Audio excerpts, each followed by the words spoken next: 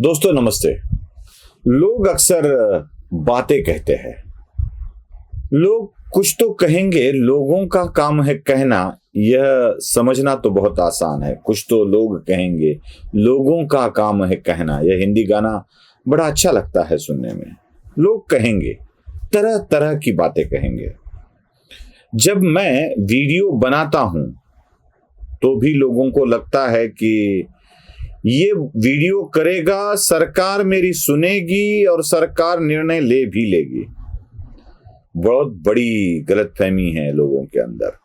ना मैं सरकार के लिए वीडियो बनाता हूं, ना सरकार के किसी व्यक्ति के लिए।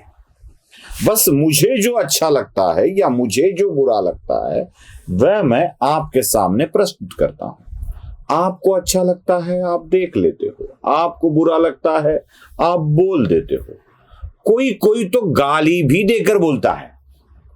लेकिन कैसे हो जाता है कभी कभी कि जो आपके मन में है या जो होना चाहिए ऐसे आपको लगता है वह आप मेरे मुंह से सुनना चाहते हैं, क्योंकि आपको ऐसा लगता है कि मैं जो कह रहा हूं वो सरकार में बैठे लोग सुन रहे हैं।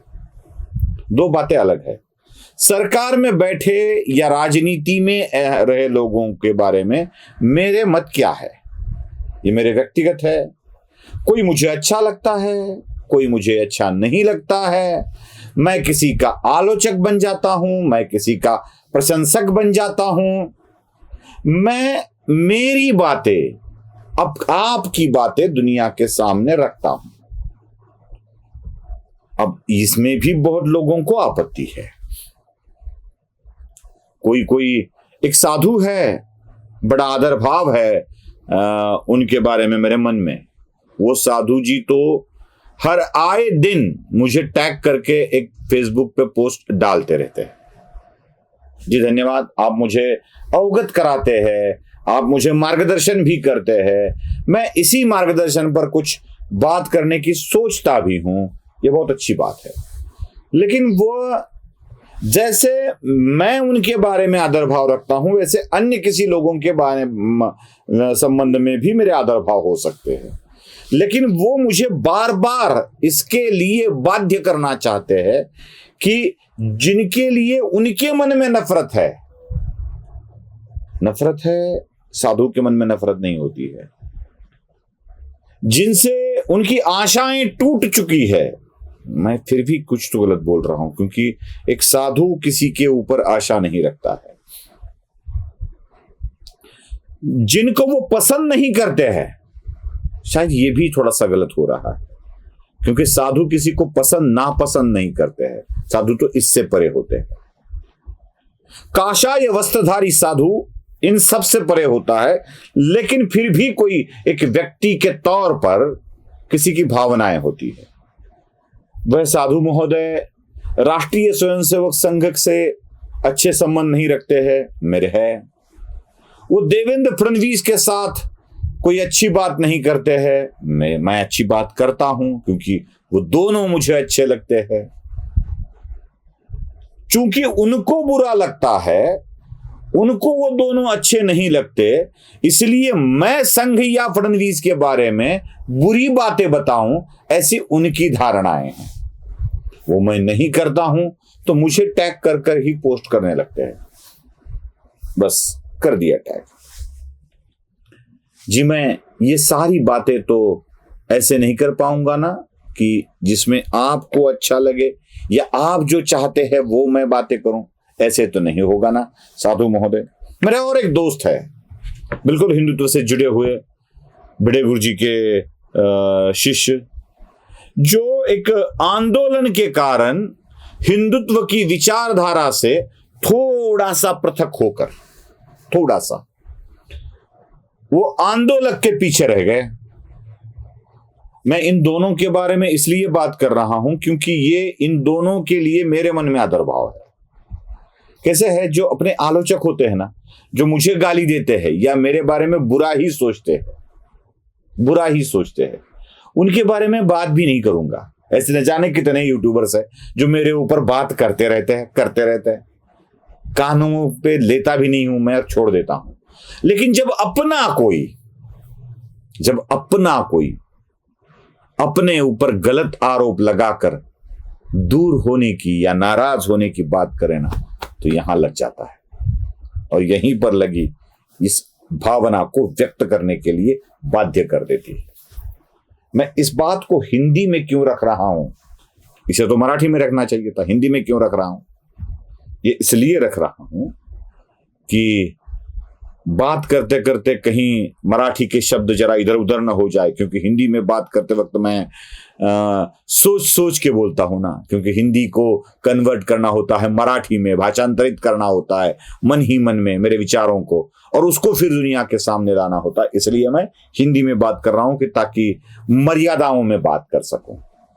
जब अपना कोई बोलता है ना तो दिल पे लग जाता है, और दिल पे मदले यार ये गाना याद नहीं आता है, उस वक्त दिल पे लग ही जाता है। मेरे दोस्त जो अभी एक आरक्षण के आंदोलक के समर्थक बन चुके हैं, उनको लगता है कि उनकी जाति को आरक्षण न मिलने का कारण ही देवेंद्र है या उनकी जाति पर अन्याय हो रहा है, और वो मानते हैं कि मैं यानी सुशील कुलकर्णी उनकी जाति पर हुए अन्याय के बारे में कुछ नहीं बोला हूं।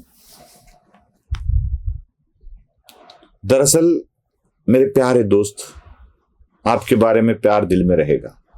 प्यारे साधु जी, आपके बारे में प्यार भी दिल में रहेगा।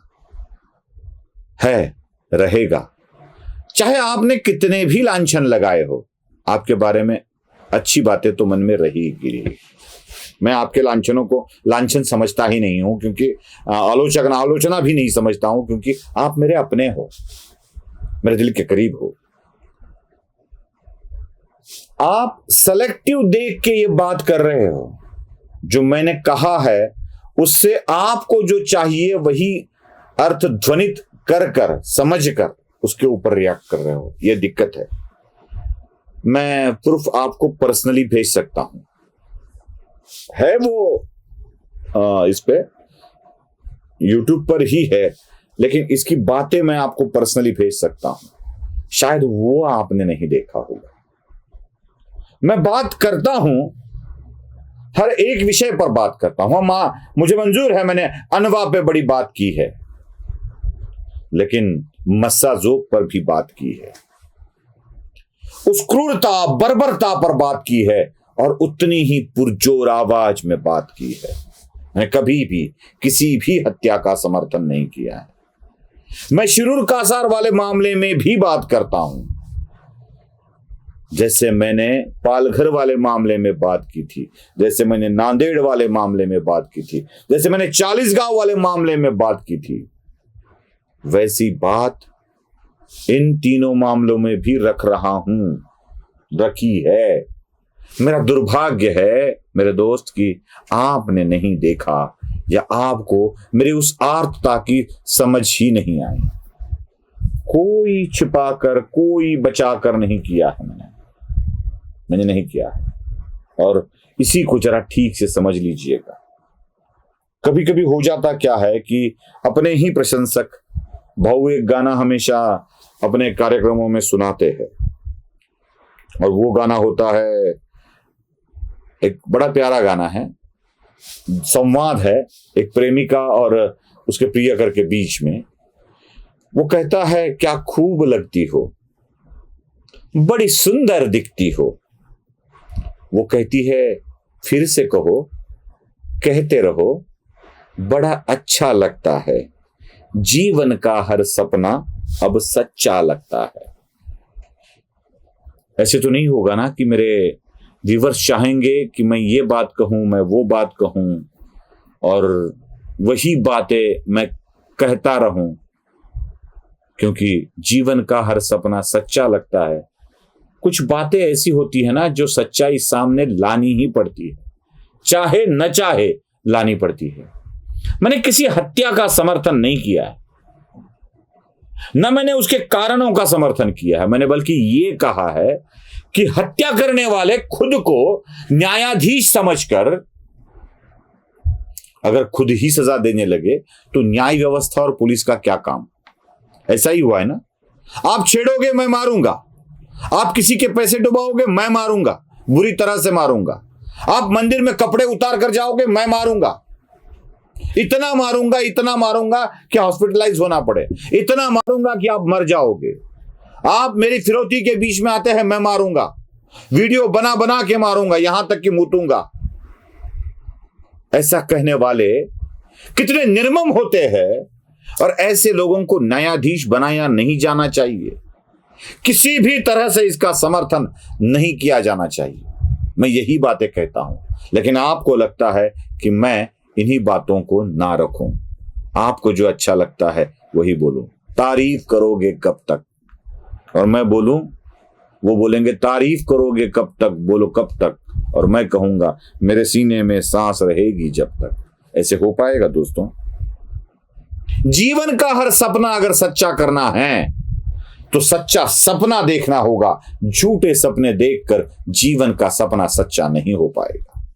बस मेरे दोनों दोस्तों से हाथ जोड़कर नम्र निवेदन है, एक दोस्त है और एक श्रद्धा रखी जाए ऐसे व्यक्ति है, दोनों से हाथ जोड़कर विनती है, कृपया आप मेरी तरफ से व्यक्त होने वाली, आपकी तरफ से व्यक्त होने वाली, मेरी तरफ से पूरी करने की जो इच्छाएं हैं वह कृपया इस प्रकार से व्यक्त ना करें। नमस्ते।